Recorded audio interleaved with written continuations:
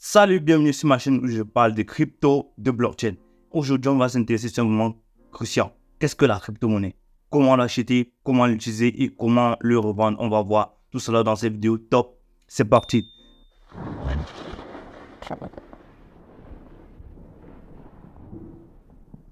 Déjà avant de commencer, il faut comprendre ce que c'est qu'une crypto-monnaie. Une crypto-monnaie est un actif numérique échangeable à l'aide de la technologie blockchain. La blockchain, qu'est-ce que c'est? Il est expliqué dans la vidéo précédente. C'est une technologie qui permet de stocker des transactions, de les transférer de manière transparente, décentralisée et vraiment sécurisée. Et bien, une fois que tu as compris tout cela, tu vas aller regarder la vidéo de part entière. Je laisse le lien dans la description. Après, une fois qu'on a compris cela, on se rend bien compte que les crypto-monnaies ont des caractéristiques vraiment spécifiques, telles que la rareté, la divisibilité et la fongibilité. Ok? Après, on a plusieurs catégories de crypto-monnaies en fonction de leur valeur, de leur utilité. En fait, la première crypto-monnaie qui est en fait la crypto-monnaie qui a été créée en 2009 par un certain Satoshi Nakamoto après la crise des subprimes en 2008, qui est aujourd'hui valorisée à plus de 800 milliards de dollars et qui a une valeur valorisée à près de 42 000 dollars à l'heure actuelle où je tourne cette vidéo. Donc en fait, c'est une crypto-monnaie, elle s'appelle le Bitcoin en fait. C'est le Bitcoin qui est la plus grande crypto-monnaie. Après, on a Ethereum qui a été fondé par Vitalik Buterin, qui permet en fait le développement des applications décentralisées telles que les DAO, les applications dans la DeFi, c'est-à-dire la finance décentralisée, et ensuite les NFT. Après, on a ce qu'on appelle la famille des tokens. La famille des tokens, en fait, sont des jetons numériques qui permettent de représenter la valeur d'un bien, d'un service ou bien d'un droit sur la blockchain. Donc, on a par exemple l'immobilier, on a par exemple les assurances à travers la blockchain. Après, on a ce qu'on appelle les stablecoins. Un stablecoin, en fait, c'est une crypto-monnaie collatéralisée à une monnaie fiduciaire telle que le dollar, l'euro. Vous l'aurez compris, le plus grand stablecoin aujourd'hui, c'est l'USDT de Tether qui est valorisé à plus de 100 milliards de dollars. Après, on a l'USDC, on a le DAI qui est une crypto-monnaie qui est un stablecoin totalement décentralisé. Bref, on en a plusieurs autres. Une fois qu'on comprend tout cela, on se demande comment alors les acheter. Top, c'est parti, je vous montre comment faire cela. Sur mon écran, on se retrouve sur mon téléphone qui vous montre étape par étape comment acheter, vendre et utiliser ces crypto-monnaies. Top, c'est parti. Et bien, pour acheter des crypto-monnaies, on va devoir avoir besoin de plusieurs applications telles que Binance, KuCoin. Bref, vous l'aurez compris, avec plusieurs échangeurs tels que MetaMask. Ok. Après, on a aussi CoinMarketCap là qui va nous permettre en fait d'analyser nos crypto-monnaies. On a CoinGecko qui est là. Et bref, pour commencer, on va d'abord aller sur notre plateforme Binance pour pouvoir acheter nos USDT, donc pouvoir convertir notre devise fiat en crypto-monnaie. Ok. Une fois qu'on est là sur notre plateforme, on patiente, elle charge et tout. Donc, il n'a pas assez fait là-dessus. Donc, soit vous utilisez les services locaux, soit vous utilisez les virements par banque, virements bancaires. Ça marche nettement sur Binance. Personnellement, j'utilise les services peer-to-peer parce que là, en fait, c'est plus facile pour moi de changer et c'est moins coûteux que de passer par un service bancaire. Et une fois que là, pour avoir accès à ces fonctions, il faut que votre compte soit vérifié parce que là, en fait, vous voyez, c'est vérifié. Vous utilisez votre carte d'identité nationale, votre passeport, bref, tout ce qui va vous permettre de vous identifier sur la plateforme. D'accord? Une fois que c'est fait, là, en fait, vous avez le portefeuille loin au coin à droite. Là, vous avez le portefeuille où s'affichent vos actifs. Mais pour ce qui nous intéresse là-dedans, on va aller sur l'onglet Trade qui est là au milieu. Une fois qu'on a ce l'onglet Trade, ça va nous permettre en fait d'être actif sur le service peer-to-peer. On clique sur peer-to-peer qui est tout juste là en haut. On patiente, ça charge, on patiente. En fait, le service peer-to-peer va nous permettre d'acheter nos crypto-monnaies, donc d'acheter via certains commerçants qui sont déjà sur la plateforme et tout. Il n'a surtout pas de risques parce que Binance gère tout ça. Donc vous voyez là qu'on a les différents marchands, d'accord? On a différents marchands qui vont nous proposer des services. On a tous les modes de paiement, soit MTN, Momo, Orange Money, EcoBank, virement bancaire, UBA, Airtel. Bref, vous l'aurez compris. On a aussi Afriland First Bank. Donc, une fois que c'est fait, vous venez là, vous sélectionnez le prix qui vous arrange. Voilà, bon, qu'est-ce que j'ai fait là? Attendez, je vous montre. On rentre. Vous cliquez sur acheter. Donc, vous cliquez sur acheter. OK. Une fois que vous cliquez sur acheter, là, donc, vous entrez la somme que vous voulez acheter. Donc, là, on va entrer 12 000 francs CFA parce que c'est la somme avec laquelle je vais vous montrer clairement comment on achète ces crypto-monnaies et tout et tout. Donc, vous entrez tout. Une fois que c'est fait, vous allez valider, vous allez suivre les étapes, vous allez valider et tout en fonction de votre pays. OK. Une fois que ce sera fait, vous allez transférer ça, vous allez l'observer ça dans votre portefeuille ici. Et il faut comprendre que c'est sur le portefeuille financement qu'on peut faire les retraits, des dépôts et plein d'autres choses en fait. Donc, une fois que cela est fait et que le marchand nous a déjà livré nos 17, quelques dollars et bref.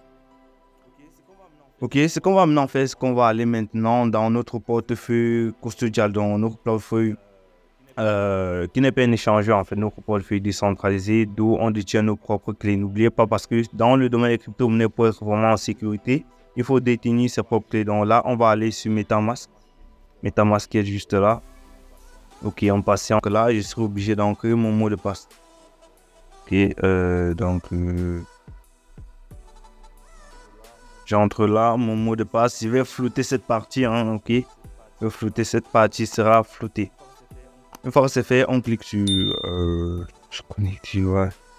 D'accord. On patiente, ça charge. Ça prend le temps de vérifier. Ok, ils ont mis à jour super, mais bon, c'est plus tard qu'on va regarder cette partie-là. Donc là, en fait, voilà comment le portefeuille s'affiche. Ok. Alors, en fait, dans ce portefeuille, j'ai du BNB qui vaut 1 $, du Pacoca qui vaut, je crois, 28 $. J'ai une GPG du HGod of God. Donc, BNB, en fait, c'est le jeton natif de la blockchain BNB Smart Chain. Donc, en fait, toutes les blockchains ont leur jeton natif. Si vous êtes sur Ethereum, vous allez devoir utiliser Ether pour pouvoir faire vos échanges sur telle blockchain. Si vous êtes sur Solana, vous allez devoir utiliser Sol. Bref, vous l'aurez compris, chaque blockchain a son propre jeton natif pour pouvoir faire des transactions. Donc, je vais essayer de vous montrer en utilisant sur le réseau Ethereum. Parce que là, je vais dire quoi? Sur MetaMask, on a la possibilité de switcher. Donc là, en fait, lorsque vous allez sur la blockchain Ethereum, vous allez devoir avoir besoin des Ethers pour pouvoir faire vos transactions, pour pouvoir payer les frais de gaz de vos transactions. Là, on revient sur la blockchain BNB Smart Chain où on a nos jetons. Donc là, en fait, ce qu'on va faire, on va copier l'adresse du BNB parce que c'est ça qu'on veut recevoir dans le portefeuille. On va copier son adresse et aller la coller. Donc là, c'est avec cette adresse publique qu'on peut pouvoir aller sur les sites pour pouvoir vérifier nos transactions. Donc, par exemple, BSC Scan, et ainsi de suite, on a plusieurs sites. Une fois que c'est fait, vu que c'est le BNB qu'on veut retirer, donc qu'on veut envoyer dans le portefeuille, on va aller se convertir dans l'option trade pour pouvoir convertir nos USDT en BNB. Donc là, dans la barre de recherche, j'entre USDT. USDT contre... Ça charge légèrement là. On a l'USDT contre du BNB. Donc du BNB. On change de portefeuille. Vous voyez, le portefeuille spot est vide. On passe sur le portefeuille financement. C'est important cette partie-là. Une fois que c'est fait, on a bel et bien 17,84 $. On clique sur Max et on convertit. Tout simplement, ça ne prend pas de frais. Donc, il n'y a pas de souci à se faire là-dessus. Ça ne prend pas de frais. Une fois que c'est fait, on retourne au tableau de bord. On va dans portefeuille. On va dans financement. On clique en fait sur retrait. Et on clique sur retrait. Retrait en fait va nous permettre de retirer nos argent de cette plateforme. On choisit la crypto qu'on souhaite retirer en fait. Donc, là en fait on a deux réseaux. On a le réseau envoyé du réseau crypto. En fait ce réseau là permet en fait de quitter de la plateforme, donc d'enlever carrément nos cryptos de cette plateforme là. Et voilà. La deuxième méthode par email, téléphone ou ID permet en fait de transférer de la crypto à un autre utilisateur de Binance, c'est-à-dire une autre personne qui a la même plateforme, qui a son même compte Binance. En fait là on a des frais quasi nuls, CVC on va dire comme ça. On a zéro frais lorsqu'on fait des transactions. Bon bref, là on va utiliser nos transactions on-chain. Donc on colle cette adresse-là ici et c'est très important de vérifier les quatre premiers caractères et les 4 derniers caractères. Donc, il faut toujours vérifier cela. Ensuite, on choisit le réseau. Donc là, en fait, on va choisir le réseau.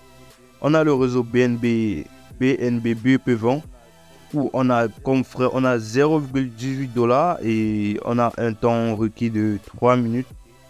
Ok. Et on a un retrait minimum de 0,004 BNB.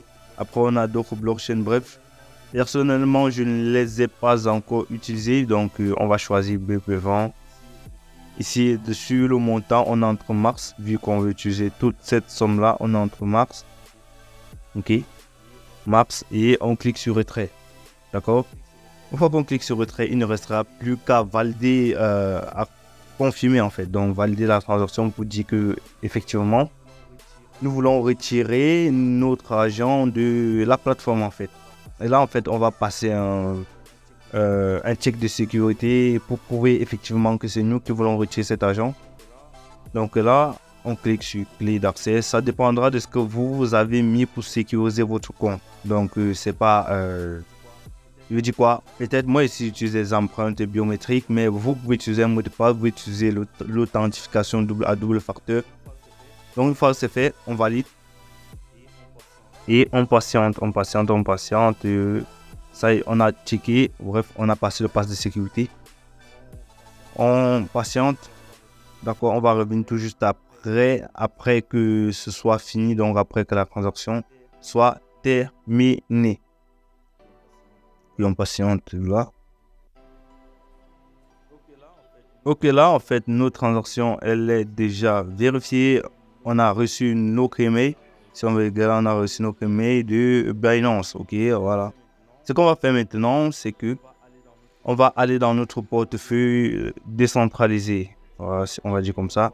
Et on voit là, en fait, qu'on a reçu, on avait $1 tout à l'heure, on a reçu bel et bien les 18, et quelques, les 17, et quelques dollars. Donc là, on va devoir échanger cet argent-là contre soit du parcours ChainGPT. Bon, j'opte pour ChainGPT qui est une crypto basée sur l'IA, vraiment que je trouve intéressante. Ok.